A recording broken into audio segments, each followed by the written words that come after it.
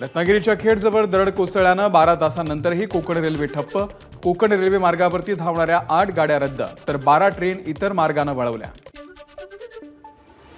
रत्नागिरी जिल्ह्याला आज red alert जारी। जिल्ह्यातील सर्व शाळा आणि महाविद्यालयांना सुट्टी जाहीर। जिल्हाधिकारी एम देवेंद्र सिंग यांचा आदेश। रत्नागिरीमध्ये पावसाचा रेड अलर्ट। जिल्ह्यामध्ये होणाऱ्या मुंबई विद्यापीठाच्या सर्व परीक्षा पुढे ढकलल्या। परीक्षांच्या सुधारित तारखा लवकरच जाहीर केल्या जाणार। रायगड जिल्ह्यालाही रेड अलर्ट जारी। महाड, माणगाव, पोलादपूर या तालुक्यांमध्ये सर्व शाळांना सुट्टी जाहीर। रायगडच्या म्हसळा तालुक्यातील आंबेत घाटामध्ये कोसळली दरड।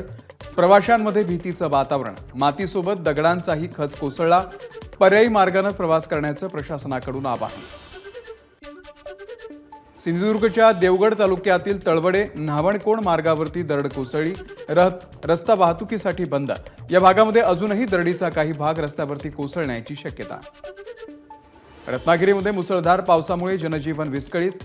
शहर आणि गावागावामध्ये पूर परिस्थिती। पोत्रिक मोहल्ला खेडमध्ये घरं पाण्याखाली गेल्यामुळे नागरिकांचं स्थलांतर।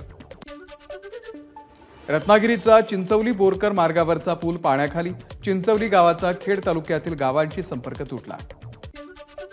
रत्नागिरीच्या संगमेश्वरमधील गड नदीला पूर। पुराचं पाणी संगमेश्वरमधील मागजन बाजारपेठेमध्ये शिरलं। परिसरातील शेतातही पाणीच पाणी। मंडणगड तालुक्यामधल्या हेबार्ज नदीपात्रामध्ये वाहून गेलेल्या नागरिकांचे वाचले प्राण। रेस्क्यू ऑपरेशनच्या दरम्यान झाडाला लटकलेल्या अवस्थेमध्ये व्यक्ती सापडला। दोरीच्या सहाय्याने बाहेर काढण्यात यश। रायगडच्या महाड शहरामधील गांधारी नदीला पूर। किल्ले रायगडकडे जाणाऱ्या रस्त्यावरती पुराचं पाणी। पाण्याची पातळी वाढल्यास मार्ग बंद होण्याची शक्यता। रायगडमधल्या उल्हास नदीला पूर। नेरळ कळंब रस्ता पाण्याखाली गेला। काही गावांचाही संपर्क तुटल्यानं जनजीवन विस्कळीत। रोहा तालुक्यामधील कुंडलिका नदीनं धारण केलं रौद्र रूप। कुंडलिका नदीनं ओलांडली धोक्याची पातळी। नदीवरील पुरावरून पाणी जाऊ लागल्यानं पूल वाहतुकीसाठी पूर्णपणे बंद। आजूबाजूच्या गावांना सतर्कतेचा इशारा। सिंधुदुर्ग जिल्ह्यामध्ये कोसळत असलेल्या मुसळधार पावसामुळे तेरेखोल नदी इशारा पातळीवर तर जिल्ह्यातील इतर नद्या दुथडी भरून वाहू लागल्या। जिल्ह्यामध्ये एनडीआरएफच्या 2 तुकड्या तैनात। चिपळूणमध्ये मुसळधार पाऊस। वशिष्ठी नदीला पूर। मुंबई गोवा महामार्गावरती नदीचं स्वरूप तर शहरातील सखल भागामध्ये पाणी साचण्यास सुरुवात। मुंबई गोवा महामार्गावरील चुकीच्या कामाचा चिपळूण पोलीस वसाहतीला फटका। गटाराचं पाणी थेट पोलीस वसाहतीमध्ये। पोलीस वसाहतीला गटाराच्या पाण्याचा वेढा। रत्नागिरीच्या शिवतर गावामध्ये जाणारा रस्ता वाहिल्यामुळे पुढील 15 दिवस गावाचा संपर्क तुटणार। अनेक घरांमध्ये पाणी शिरल्याची माहिती। महाड तालुक्यामधील तुळशीखिंडीमध्ये जोरदार पावसामुळे मातीचा भाग रस्त्यावर। संपूर्ण घाट रस्त्यावरून माती मिश्रित लाल पाणी। महाड विन्हेर ते खेड रस्ता बंद होण्याची शक्यता। रायगडच्या खोपोली तालुक्यामध्ये मुसळधार पावसाची हजेरी। अनेक गावांमध्ये पाणी शिरल्यानं गावाचा संपर्क तुटल्याची माहिती। युनी माउंट परिसरामध्ये अनेक भागांमध्ये पाणी शिरल्यानं जनजीवन विस्कळीत। नाशिकच्या येवल्यामध्ये पाऊस। गेल्या महिनाभरापासून शेतकरी चांगल्या पावसाच्या प्रतीक्षेत। पावसामुळे तुर्तास दिलासा। सांगलीच्या शिराळा तालुक्यातील चांदोली परिसरामध्ये मुसळधार पाऊस। जनजीवन विस्कळीत। वारणा धरणातील पाणी 19 टीएमसीवर।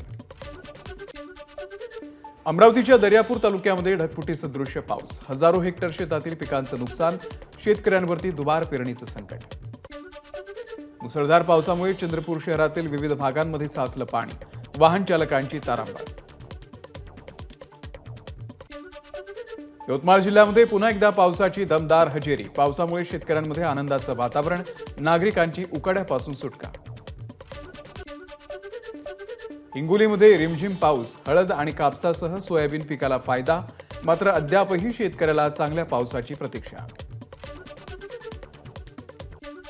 नाशिकच्या कसारा घाटामध्ये ब्रेक फेल झाल्यानं एका कंटेनरची 6 ते 7 वाहनांना धडक। अपघातामध्ये 13 ते 14 प्रवासी जखमी।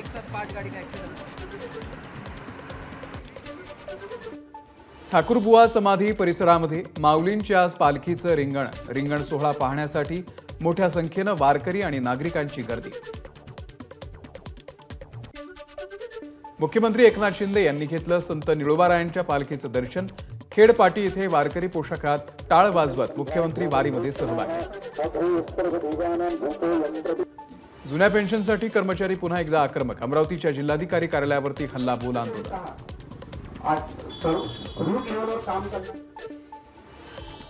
चंद्रपूरमध्ये पोलीस कर्मचाऱ्याचा आत्महत्येचा प्रयत्न. पोलीस दलामध्ये खळबळ, सततचे बंदोबस्त आणि अति जास्त कामामुळे मानसिकरित्या खचल्यानं पोलीस कर्मचाऱ्यानं आत्महत्येचा प्रयत्न केल्याची माहिती. वाशिमच्या वेळेगाव शेतशिवारामध्ये विहिरीमध्ये पडलेल्या उदमांजर जातीच्या प्राण्याला जीवनदान. जखमी उदमांजराला बाहेर काढून उपचाराकरता वनविभागाकडे सुपूर्द केलं. सांगलीमध्ये शालेय पोषण आहारामध्ये आढळली उंदराची विष्ठा. तासगाव तालुक्यातल्या बलगवडेमधली घटना.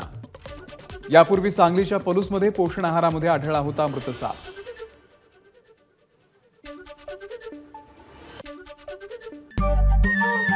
नमस्कार. मन सुद्धा तुझं. ही एबीपी माझावरची वेगळीच मालिका खूप गाजली. हिचा दुसरा सीझन केव्हा येणार अशी अनेकदा विचारणाही झाली. पण आता प्रतीक्षा संपली. लवकरच येतोय सीझन 2. मन शुद्ध तुझं.